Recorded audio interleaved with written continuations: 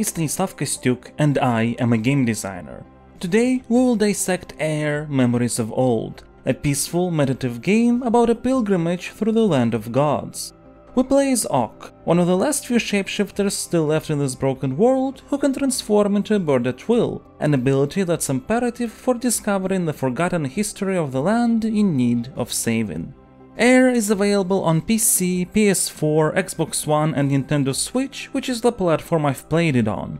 I have to say that on Nintendo's console the technical performance in docked mode is very uneven. The game can rarely keep a consistent frame rate. You won't really see it in the footage as it's all been recorded at 30 FPS and Air rarely dips below that, but be prepared to experience the game constantly switching up to any value between 30 and 60 in docked mode. In handheld it is much less of a problem, so that will be the preferred way to play on Switch. This critique will not feature any major plot spoilers. While I would love to discuss some things in detail, for the assessment it is enough to just talk about it on a broader level. However, some of the exploratory gameplay elements will be spoiled. Keep that in mind if you're considering playing the game.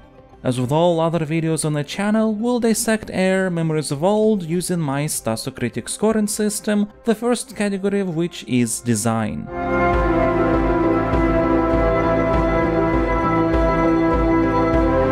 This category has got the biggest weight, 4, as the way a game structures itself and implements its mechanics is what defines our experience the most. Due to its aesthetically striking bird transformation ability, Air presents itself as a game built on the core pillar of exploration, but that will be true mostly for the open world half. The rest of the game takes place in different temples and shrines, and there we can't shapeshift. Gameplay instead focuses on puzzles and platforming. It should be noted that Air is a contemplative experience. You will not encounter a single enemy in this game, and the challenge ceiling is purposefully low. That said, you might get stuck a bit or confused for all the wrong reasons, but let's take everything step by step. Most of your time will be spent in the open world, a series of broken islands floating in the air. As soon as you exit the first little cave house in the introductory tutorial, while you do get a direction from your mentor, you really can just fly anywhere. Your goal is to get 3 keys, each one is used to open up an entrance to a temple, completing which will grant you a fragment of a larger key. Once you get those 3 fragments, you can unlock the final shrine location to beat the game. Though all this sounds great in principle, Air manages to make it confusing by actually trying to explain things and give hints. The game manages to give too much information while also not giving enough. Let me elaborate. This place, the lighthouse, is from the get-go set up as being important for the narrative where the priestess Kara found wisdom required to save the world. There you'll find an altar showing 3 symbols. The game states that while nothing happens now, we'll have to get back there later, so naturally you make sure to remember these symbols. Near the lighthouse you get a hint regarding the first temple, to go northwest where sacred words will be revealed. Also, there are other people nudging you to check out these locations, but since there is no journal of any kind, and one of the characters, Erin, doesn't repeat what she has said, you can actually feel strangely overwhelmed with information in such a relatively free of populous world. But at least you know what your main goal is, right? When you reach what clearly looks like a temple in ruins, you see a platform with one of the symbols from the lighthouse. Activating it gives a little bit of background information how the priestess Kara helped to give people a refuge, and the spirit animals have assisted her in hiding the way in there behind a waterfall to the northeast. The keywords here are refuge, way in, waterfall. After solving a little puzzle to the northeast, you open up a hidden entrance to a vault.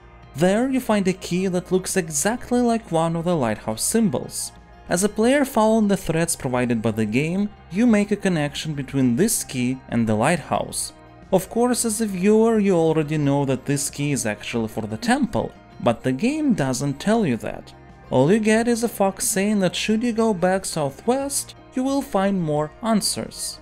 Now this seems like a hint towards something optional, because all you know about the temple is that it should show you the sacred words and you have already seen them. The narrative importance is placed on the lighthouse. That's the lock that you're interested in. Nothing ever hints that the temple platform itself is also a lock. Though of course that's not exactly true. It does have the image of the key, but due to the chain of events shown on this schematic, the connection you deduce is that the lighthouse is the lock and the platform is the hint to the key, while the platform is actually a lock and the symbol on the lighthouse doesn't matter. While it is a lock, you need a different key for it which you know nothing about yet. More than that, some things can be misconstrued, like the sacred words tell about a refuge for which the way in is hidden behind the waterfall. The words "the way in" are supposed to represent the key itself, but how are you going to make that connection if the vault also looks like a refuge and it's also hidden? Now, the reason I'm focusing on this so much is because all this literally wouldn't have been an issue had the hints not been as elaborate. Because based just on visuals, you would build a connection between the key and the temple platform, but you don't because the temple platform is set up as a means to provide a hint to the key, not much else. Of course, in a game where you can just go wherever, it is advisable to provide some sort of direction to the player in order to avoid choice paralysis. But when that direction is kept purposefully vague while also leaning on lore and world building, that can lead to a situation where the game is inadvertently misleading. In general, AR at times can say too much, even if that is just through a single sentence. At the beginning of the game, you receive a lantern which is used to activate all ancient devices as well as see ghosts of the past. Sometimes these ghosts say something that provides additional context to the situation, and at times it's too much. There is a place, a series of islands, where there are a lot of dead and running away ghosts. It's intriguing. Thanks to the environmental design of the location, you start narrowing down what has happened. And then you see a ghost who spouts that the statue is fallen down. And now you don't have to explore any of the nearby islands to deduce yourself the tragic story of one king's hubris, even though all required parts are there. AIR is a game focusing on exploration that sometimes can rob you of reason to explore. It also can make exploration feel meaningless. In one location you will find a tablet that tells more about the history of the world's creation. That's intriguing information. You feel good for noticing the ancient stone, landing on the island, and enriching yourself with knowledge. In one of the temples, though, you'll find exactly the same story. And that removes meaning from the moment when you decided to check out the tablet in the distance. Sometimes things are set up with no resolution. You will see plenty of mentions of a room that had a bunch of scrolls hidden there. Naturally, you would like to see those scrolls. You never will, though. That room remains forever locked. You stumble upon a scene of soldiers barging into the home of the mayor, too afraid to protect his people. If you fly on the other side to see what was going on there, you'll find nothing. Again, had the game not provided that detail, had it been just soldiers ramming through the door, it wouldn't have built that expectation of checking out what's on the other side. Sometimes these expectations are built through really interesting locations where you find absolutely nothing should you decide to go there. No diary scrolls, some of which are scattered throughout the world, no ghosts. And that's weirdly unfulfilling, especially considering that flying feels absolutely amazing.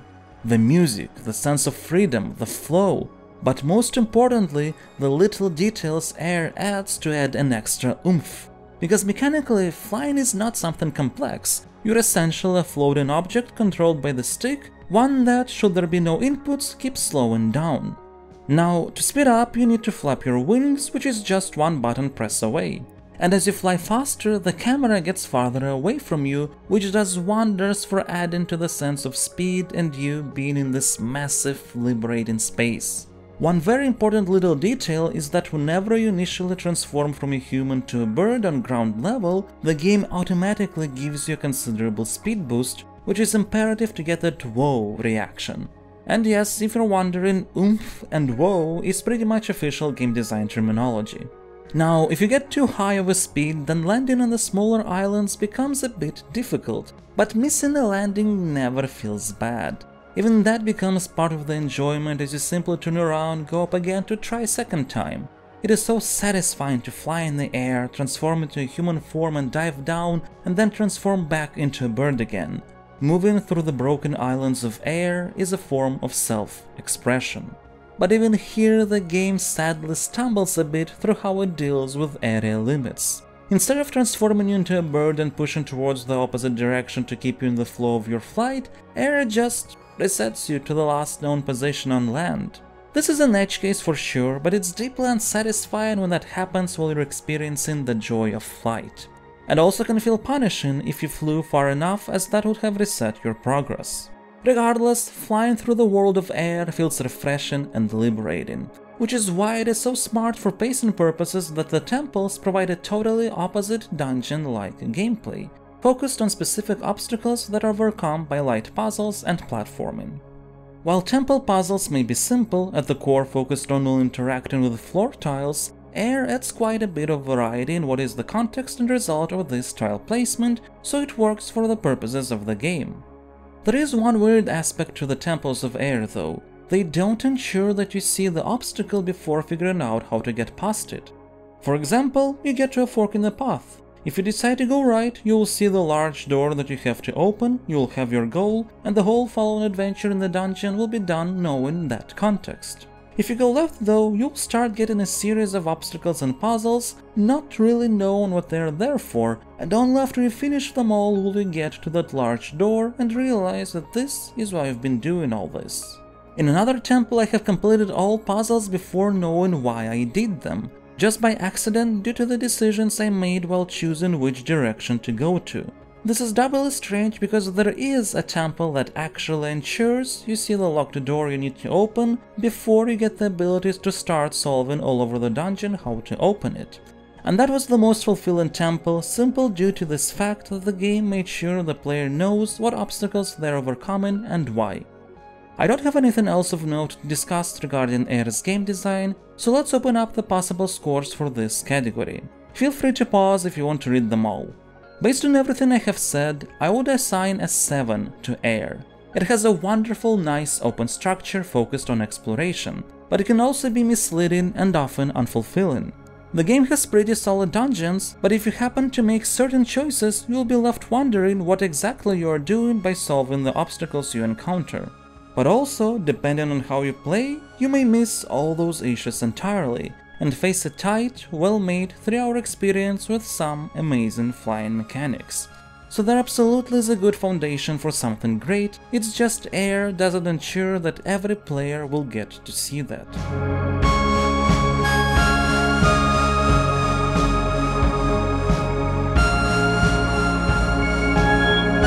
Now that we're done with the design category, it's time to talk about context.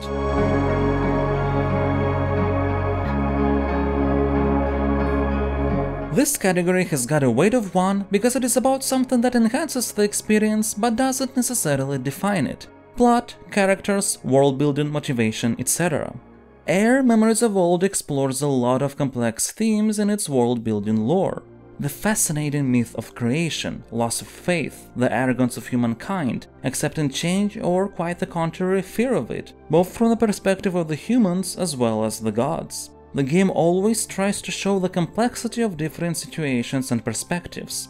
One of the smaller examples is related to the refuge that I've talked about in the design section. After the cataclysmic Great Divide, people were thankful for a safe place that was found for them. But then, in order to survive, they are forced to hunt and eat rats. You'll find this sort of duality across many aspects of Air's lore, and honestly I think it is something best discovered for yourself. That said, the issues of the game's exploration aspects seep into context as well. Air tends to set up threads that it never properly resolves or gives room to breathe, including the game's name itself.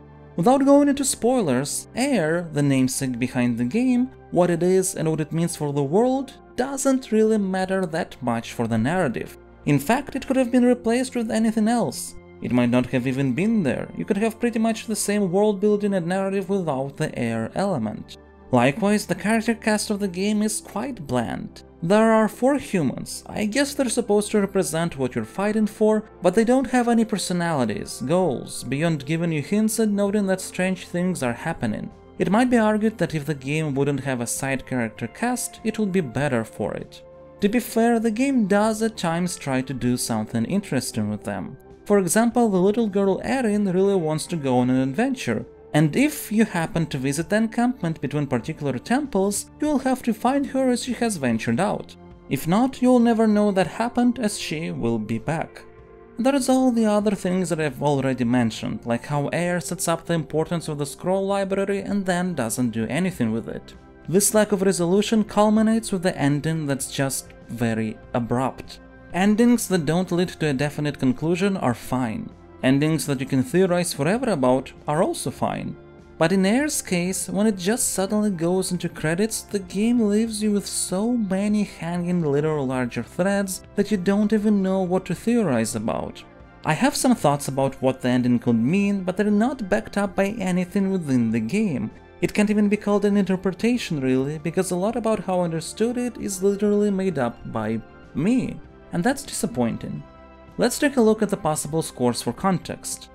I will assign a 7 to Air. The game has a very strong world-building foundation that you want to dig into and can't help but be intrigued by it. But as you progress, everything gradually falls apart, and by the end you're left with sort of an empty feeling.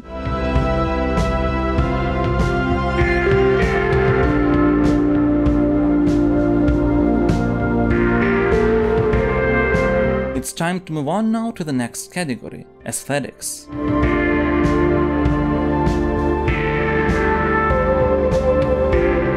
This is another category with the weight of 1 because it is also about things that enhance the experience rather than define it, this time through visual style, music, sounds, etc. Air has a distinct polygonal look to it that makes everything feel dreamy in a way. And considering the game's creation myth, where literally everything was conjured up by the dreamer, that is very fitting. It does lead to an interesting effect regarding clouds. They look like rock formation flying around the rest of the shattered land. The instinct is to avoid them, even though you can actually go through in a quite effective manner. The music is very fitting, and it is different depending on the zone you're in and whether you're flying or not. The moment when you first take flight is especially memorable because of it.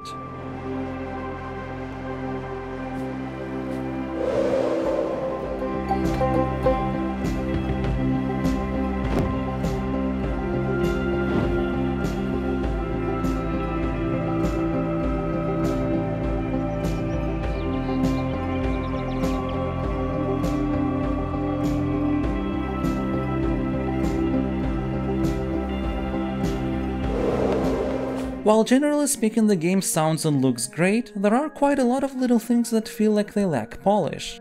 The large collision boxes that make you look like you're sliding in the air, or the lack of any sort of animation when you turn your character around, which feels out of place when Ox animations are very nice. Her running animation on first glance may feel floaty, but considering she's a shapeshifter, that makes perfect sense. And some other things sort of pop up in contrast to the little details some areas of the game do have. For example, when you run on water, there will be water particles coming out and that looks nice. So when you're running knee-deep in snow and there's nothing, it is noticeable precisely because aesthetically the game has set up expectations for some particle effects.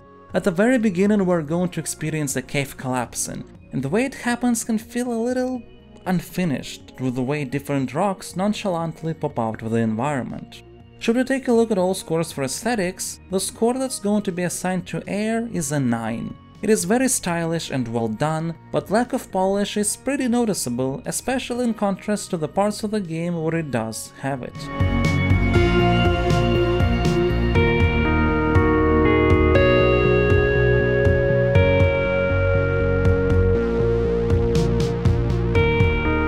Now we'll start talking about cohesion.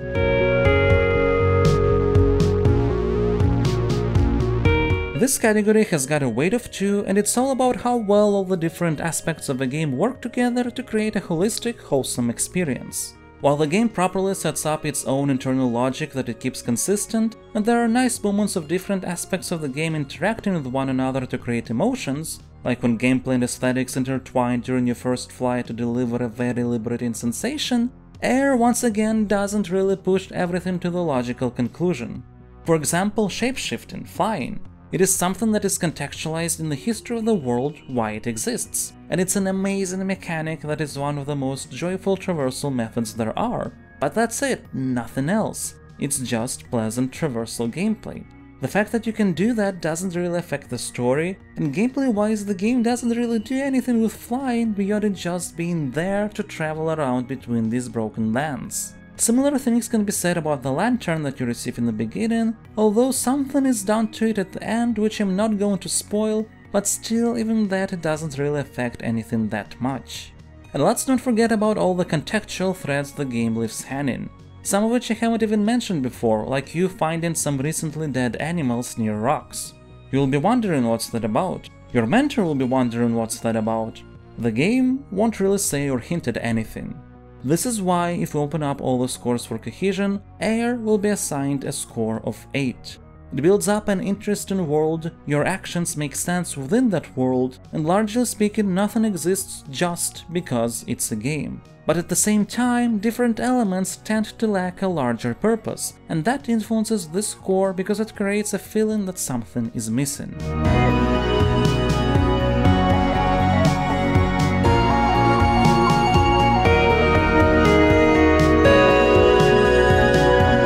Which is a good segue into the last category, emotions.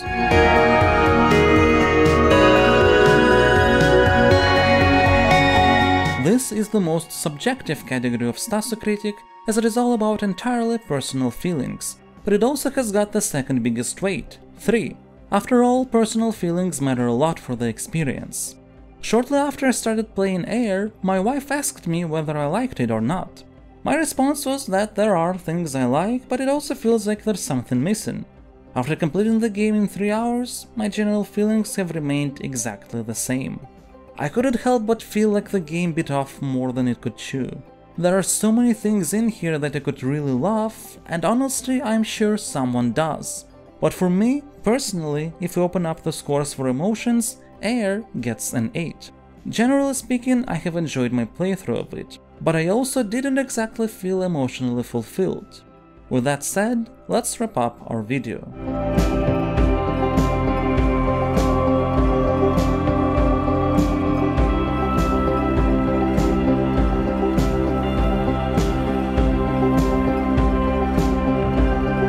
After all scores and weights are taken into account, Air Memories of Old gets a final Stasocritic rating of 74. It's a good game. If throughout this video you have seen something here that has interested you, I think you definitely should check it out. But get ready to maybe feel some sort of disappointment.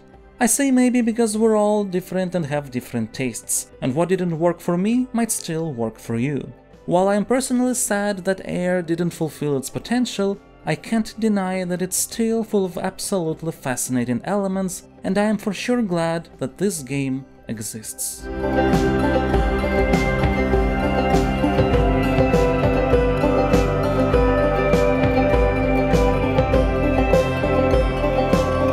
Thank you all for watching. If you have played Air, be sure to tell everyone in the comments what you think about it. Don't forget to like and subscribe, and a special thank you goes to my patrons. The support means a lot. If you enjoy what I am doing, please also consider checking out my campaign at patreon.com/Farlands. It really helps. Thank you.